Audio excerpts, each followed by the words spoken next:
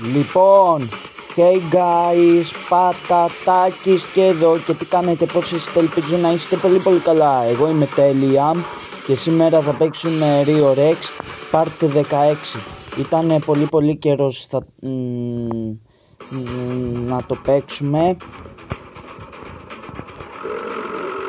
και θα τραβάω και άλλα βίντεο να μην παίζουν όλο το ίδιο παιχνίδι, γιατί λίγο το έχω βαρεθεί αυτό το καιρό και ξαναξεκίνησα πάλι να το παίζω.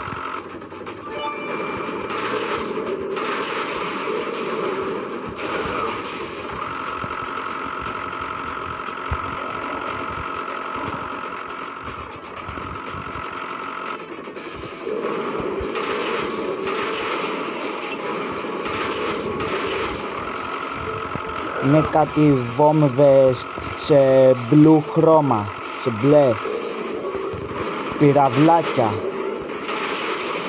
πετάνε στον αέρα, βγάζουν φωτιές από πίσω.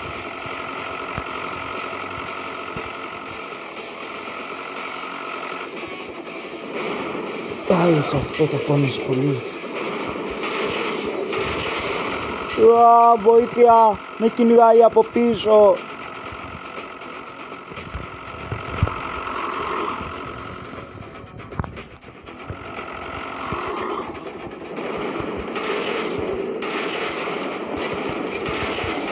Είναι ένα πολεμικό στρατιωτικό τάνξ στρατιωτικό. Έλα εδώ ρε, θα σε φάω, έλα εδώ να σε πιάσω.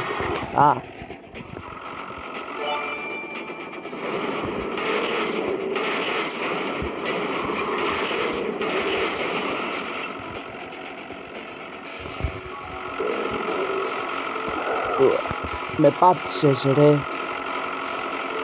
Τώρα θα σε πιάσω.